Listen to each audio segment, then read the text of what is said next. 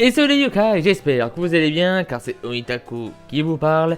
Et aujourd'hui on va aller à l'inverse de la dernière vidéo du débattoir. Donc à l'inverse de la tier list que je vous ai présentée et qui correspondait globalement au pouvoir brut des personnages. Mais aujourd'hui je vais vous parler de l'inverse, des pouvoirs axe, qu'on pourrait traduire en français ou par n'importe quel autre terme, par fumer, péter, complètement débile, abusé, ou même en anglais, complètement broken. Je pense que vous connaissez plus ou moins tous ce genre de pouvoir, hein. C'est le genre de pouvoir que des héros de manga ou d'anime ou de je ne sais pas quoi croisent, ils se disent ok, là, on est dans la merde. On est dans la merde. Ça, c'est qu'à de dire. Mais du coup, qu'est-ce qui fait que ces pouvoirs soient tellement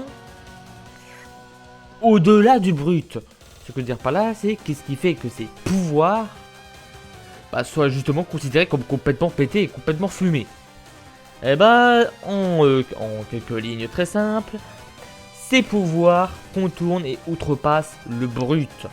Tu pourrais faire exploser un univers s'il a la capacité qu'il faut pour contourner cette puissance. Cela sera inutile. Cela contourne le brut, cela l'outrepasse. Comme justement les certaines caractéristiques adverses. Par exemple, tu peux être rapide autant que tu veux.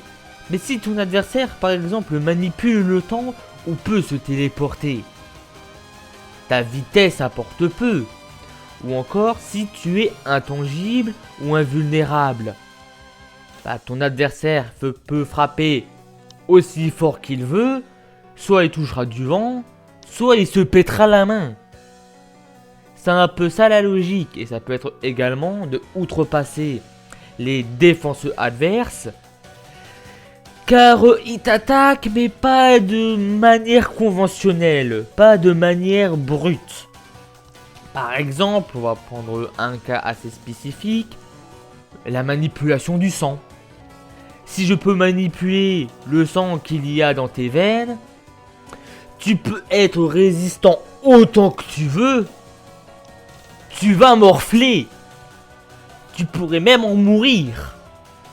C'est un peu ça l'idée derrière ce genre de pouvoir. Mais cela comprend donc les caractéristiques adverses, comme donc la vitesse, la force et la défense. Mais cela peut également contourner des pouvoirs juste par une utilisation toute bête de ces pouvoirs. Ouais bon, je vous ai peut-être un peu perdu avec cette phrase. Un petit exemple peut-être. Imaginons que l'on combatte un utilisateur avancé de l'eau. Si je peux contrôler la matière, l'eau, je peux en faire ce que je veux. Je peux l'évaporer, je pourrais la geler, je pourrais même l'annihiler. Je pourrais en faire absolument tout ce que je veux. Je pourrais même justement outrepasser la manipulation qu'il a sur l'eau avec ma manipulation de la matière. Car si lui, il arrive à manipuler l'eau en tant que eau, moi, je peux manipuler l'eau via, par exemple, les atomes et les molécules qui composent l'eau. Vous voyez ce que je veux dire? En général, les pouvoirs axes outrepassent ce genre de pouvoir. Et c'est justement ça qui les rend si puissants. Et qui les rend d'ailleurs particulièrement incontrables. Du moins dans une grande majorité des cas. Parce que soit c'est des pouvoirs qui sont peut-être un peu trop inaccessibles et pas forcément compréhensibles sur le moment. Du coup, tu vas un peu avoir du mal à surpasser ce genre de pouvoir. Ou soit, c'est genre une faiblesse très très spécifique. Mais, à mon sens, on peut résumer les pouvoirs axes en 3 grandes catégories. Et si vous pensez qu'il y a d'autres catégories possibles pour ce genre de pouvoir, n'hésitez pas à me le faire savoir. Personnellement, j'ai un peu voyagé sur un site spécialisé sur les pouvoirs pour un peu voir différents types justement de pouvoirs. Donc j'espère que j'ai bien fait mon boulot. Du coup, selon moi, on peut représenter ces pouvoirs en 3 grandes catégories.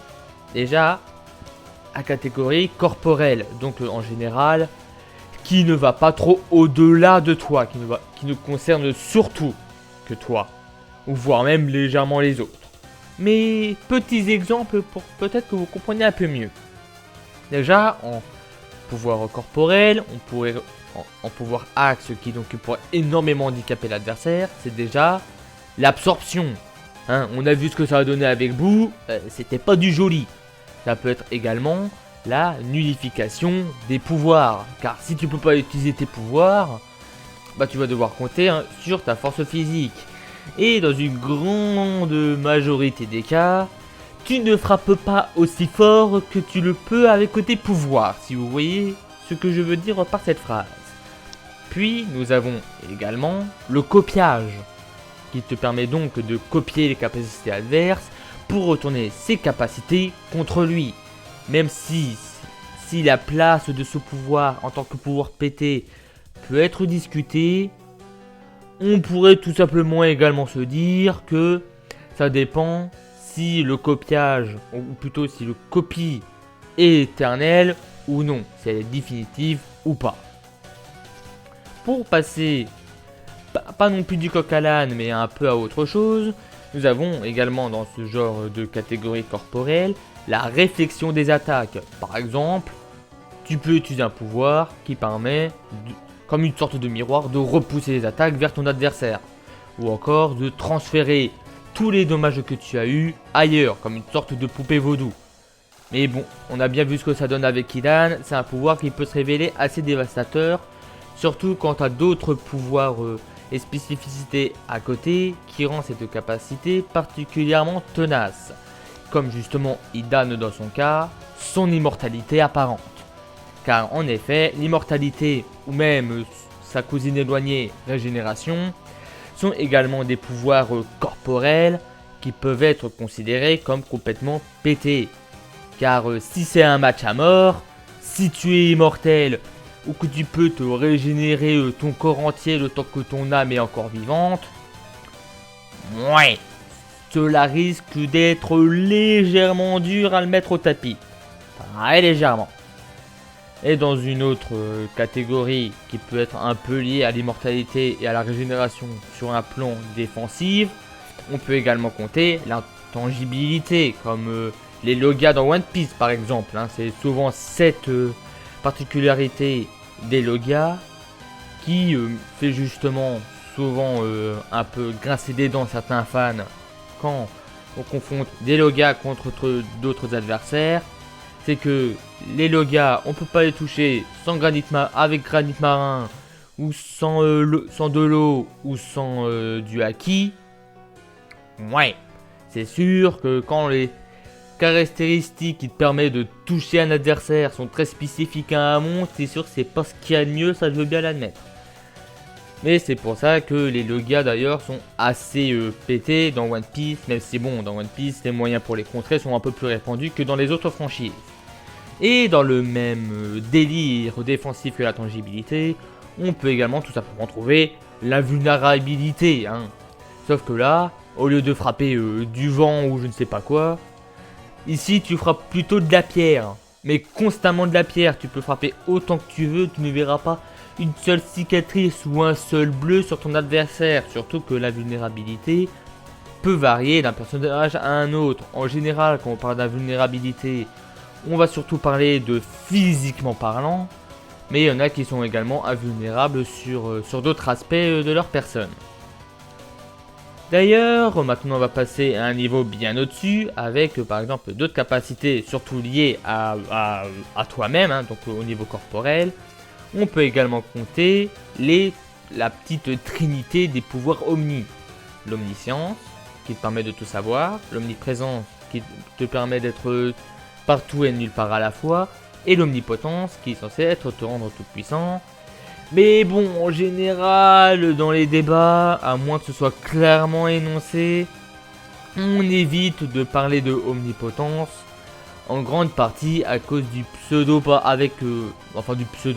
à cause du paradoxe de Dieu, créer une pierre que toi-même tu peux pas soulever. Si tu réussis, tu peux pas soulever la pierre, donc t'es pas tout puissant. Si tu peux pas créer la pierre, ça veut dire que t'es pas tout puissant, car tu peux pas créer une telle pierre. Mais bon, on pourrait se dire que justement, comme il est omnipotent, bah, il peut faire relativement absolument tout ce qu'il veut. Donc il pourrait très bien, dans l'instant A, ne pas soulever la pierre, et dans l'instant B, pouvoir la soulever en justement se rendant infiniment puissant pour combler pour combler justement la pierre qu'il a créée, par exemple. Hein. Mais bon, on n'est pas là pour parler de paradoxe. Et en dernier pouvoir axe qu'on pourrait qualifier de corporel, c'est la téléportation.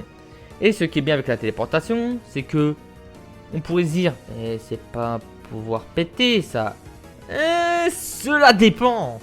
Si tu peux que te téléporter sur de courtes distances, ouais, c'est pas forcément ce qui risque de grandement t'aider. Mais si t'as pas réellement de limitation de téléportation sur la portée, cela peut être particulièrement dévastateur, surtout si tu peux téléporter ton adversaire dans le vide spatial, s'il peut pas respirer, tu sais qu'il est foutu. Et que surtout, que la téléportation, malgré ça, correspond à la petite définition que je vous ai montrée. Cela outrepasse la résistance des adversaires, hein. Cela outrepasse les caractéristiques adversaires de l'adversaire. Parce que bon, si tu peux te téléporter, la vitesse, ça veut plus forcément dire grand chose pour toi. Et bon, si tu peux téléporter ton adversaire absolument nulle part, il peut être aussi résistant qu'il veut, à moins qu'il ait une immunité à l'endroit où tu vas. Par exemple, s'il peut respirer dans le vide spatial, ouais bon, c'était peut-être pas la meilleure idée de l'envoyer dans l'espace. Mais en gros, c'est ça qui rend la téléportation un peu pétée à ce niveau-là. Mais bon, si tu arrives un peu à prévoir les mouvements de ton adversaire, ça devrait pas être un gros souci. Mais maintenant, on va passer avec une portée plus large. On va passer de la catégorie corporelle à la catégorie environnementale. Ici, on pourrait déjà très aisément parler de la manipulation de la réalité. Là déjà, on se passe bien haut. Mais en sous-catégorie, entre guillemets, de la manipulation de la réalité, on peut également parler des magies assez particulièrement avancées, ou encore de la manipulation de la physique, donc de la science, des atomes, tout ça. Si tu peux manipuler la physique comme il te souhaite, cela te donne quand même de capacités plutôt extraordinaires. Si tu peux manipuler au niveau même de l'atome ou des molécules qui composent les êtres, tu peux le démonter quand tu veux, ou même créer manipuler la matière ou l'antimatière. C'est ça qui rend la manipulation physique plutôt redoutable. Et ce qui peut être lié ou non à la physique, hein, cela varie un peu d'un personnage à un autre, hein, c'est des choses qui arrivent, c'est la manipulation spatio-temporelle. Encore une fois, ça correspond parfaitement à la description des pouvoirs axes que je vous ai donné. Si tu peux manipuler l'espace et ou le temps, bah ton adversaire est un peu dans le mal, hein, parce que bon, là déjà la manipulation spatiale peut te mener à la téléportation. Tu peux déplacer ton adversaire comme si tu un vulgaire pion sur un jeu d'échecs. Encore une fois, ça dépend vraiment de l'utilisation de ce que justement le possesseur du pouvoir en fait. Et pour la manipulation temporelle, je vais pas vous faire un dessin. Tu accélères le temps de son adversaire et pouf il devient vieux, tu le remontes et pouf il devient un petit enfant. Ou encore la manipulation du temps comme avec l'arrêt temporel, ce qui te rend particulièrement imprévisible et te donne un grand éventail d'actions tant que le temps est arrêté. Encore une fois, cela dépend d'un personnage à un autre. Mais il y a un autre pouvoir qui peut être lié à la manipulation spatiale et temporelle, c'est la manipulation dimensionnelle. Si tu peux passer d'une dimension à une autre, ou même toi et ton adversaire d'une dimension à une autre, où là il n'aura pas l'avantage. Voilà, c'est pas la manipulation dimensionnelle en soi, ni la manipulation spatio-temporelle en soi qui fait que tu vas gagner, mais plutôt de l'utilisation que tu vas en faire. Donc on pourrait dire que c'est un peu des pouvoirs pétés, qu'on pourrait un peu qualifier de support. Pour repartir sur un autre délire, on peut également parler de la manipulation du vide et du néant.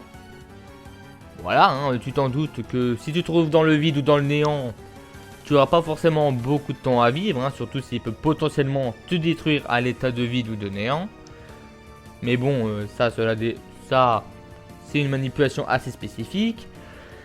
Je vous avais également mentionné la manipulation du sang, hein, car cela reste comme si tu peux manipuler le sang, qui est relativement vital pour beaucoup de créatures de fiction, bah ça va pas aider à sa survie, hein, ça c'est sûr. Mais pour passer à quelque chose d'un peu plus spirituel, on peut également parler de la manipulation mentale ou même de la manipulation de l'âme, hein. Si je t'arrache ton âme, ouais, ton corps il va pas rester là à combattre, hein, à moins que tu aies un pouvoir pour contrer ce genre de cas. En mode ton âme et ton corps c'est deux entités distinctes, mais dans ce cas là ce serait vraiment chelou. À moins que tu t'appelles à moins que tu sois détenteur d'un objet millénaire du poil de cul, hein, va savoir. Mais on peut également parler donc de la manipulation mentale, qui permettrait de contrôler ta volonté, tes connaissances, et de manipuler bien d'autres choses, hein. On pourrait limite te reprogrammer totalement une toute nouvelle personnalité avec ce genre de pouvoir. Ou même, avec la manipulation mentale, te forcer à te suicider de quelconque manière que ce soit. Encore une fois, cela correspond aux caractéristiques que je vous ai données au tout début de la vidéo. Et maintenant, la dernière catégorie, c'est la catégorie tu ne peux pas imaginer. Oui, dans le sens où c'est pas particulièrement imagé. Je m'explique avec quelques exemples. Ici, c'est ce que j'appelle la catégorie méta. Méta qui est souvent utilisée pour justement au-delà, à l'extérieur d'eux. C'est vraiment un pouvoir au-delà de l'humain, au-delà de l'univers. Mais encore une fois, cela dépend d'un pouvoir à un autre et d'un utilisateur à un autre. Mais j'y reviendrai quand j'aurai fini avec cette catégorie. Du coup, dans cette catégorie, on peut retrouver par exemple la manipulation des probabilités. Ce qui peut, avec de grandes chances, te donner une chance immense, étant donné que tu es toi-même maître de ta propre chance, ce qui peut être relativement utile. On peut également trouver une autre manipulation qu'on peut lier avec les probabilités, c'est la manipulation de la causalité, donc de manipuler la relation cause-effet, par exemple retirer l'effet, annuler la cause, ou encore faire en sorte que l'effet soit à l'origine de la cause ou ce genre de choses, hein. Encore une fois, cela dépend vraiment de ce que l'utilisateur fait en faire, hein. Mais bon, les probabilités et la causalité, c'est pas quelque chose de vraiment physique, hein. C'est plutôt des termes plutôt conceptuels, comme justement, je vais vous en parler, de la manipulation conceptuelle. Car si tu peux manipuler, par exemple, le concept de ce que c'est qu'une chaise, si tu changes le concept de chaise et d'une certaine façon, cette définition, bah c'est comme si tu manipulais un peu l'objet en lui-même. Si par exemple, tu manipules le concept de chaise pour que cela devienne, je ne sais pas moi, de la lave ou un truc du genre, tu vas dire que le concept de chaise c'est de la lave et que tu peux t'asseoir dessus et tu vas t'asseoir dessus comme un caca. Bon là c'est un peu sauvage comme exemple, mais c'est l'idée. Si tu peux manipuler le concept lui-même, c'est comme si tu peux potentiellement manipuler ce que représente même le concept. C'est comme si tu changeais la définition même du mot et de l'objet qui se cache derrière ce concept. Par exemple, si je élimine le concept de chaise, bah, comme le concept n'existe plus et comme d'une certaine façon le mot non plus, l'idée de chaise n'est plus, bah, les chaises n'ont plus de raison d'être. Ça n'existe plus. Ou soit, dès que tu vas voir une chaise, tu vas plus la définir comme une chaise. Je sais pas, tu vas peut-être la définir comme un tabouret avec un dossier ou je ne sais pas quoi, mais tu vas plus la définir comme une chaise. Ouais, c'est un peu particulier. Mais ce qui est encore un peu plus particulier, c'est la manipulation des lois. La loi de la gravité, la loi de ci, la loi de ça. Ouais. Vous voyez que j'arrive un peu à bout, hein. Vous voyez un peu que j'arrive un peu à bout. Mais la manipulation des lois, ça peut être la manipulation des lois magiques, des lois physiques ou de bien d'autres choses. Encore une fois, c'est des choses qui peuvent varier non seulement d'un utilisateur à un autre, mais surtout d'un univers à un autre, car cela n'a pas forcément les mêmes lois. Mais tu me diras, si tu peux manipuler les lois, cela peut également dire que tu peux éventuellement en créer. Donc si tu vas dans un autre univers, tu peux faire en sorte que ça devienne un peu comme chez toi, et ça c'est plutôt utile. Mais en gros, on peut voir ça comme une sorte de manipulation de la réalité, mais en un peu plus... ou plutôt en moins physique, si vous voyez ce que je veux dire. C'est moins physiquement parlant. Ou encore, en méta, qui est là, va être un peu plus évocateur, c'est la manipulation de la vie et de la mort. Parce que bon, hein, c'est pas vraiment corporel ou environnemental ce genre de pouvoir. Mais si tu peux manipuler la vie et la mort, c'est un peu des pouvoirs qu'on pourrait qualifier de méta. En mon sens, bien évidemment. Car bon, c'est bien beau de copier d'autres sites, enfin copier, de m'inspirer d'autres sites, mais il faut bien que je fasse un peu les choses par moi-même. Du coup ça c'était pour les trois grosses catégories selon moi des pouvoirs pétés, avec quelques exemples, hein, dont certaines catégories qui étaient plutôt fournies. Mais bon, si niveau corporel et environnemental il y en a toute une ribambelle, pour le méta c'est déjà un peu plus particulier. Mais pour finir sur plutôt une bonne note, comme je l'ai souvent répété, les forces, les limites et faiblesses de ces pouvoirs peuvent varier d'un utilisateur à un autre. Tous les utilisateurs n'auront pas forcément la même façon de faire pour utiliser ces pouvoirs, ou l'exécution va être différente. Par exemple, il y en a qui peuvent manipuler directement la causalité et d'autres qui vont demander de certaines conditions pour l'utiliser. Par exemple, pour la manipulation du temps, il y en a où l'arrêt temporel va être limité et d'autres où elle est potentiellement illimitée, etc., etc. Tout ça pour dire que ces pouvoirs peuvent énormément varier. Donc c'est vraiment à parler au cas par cas.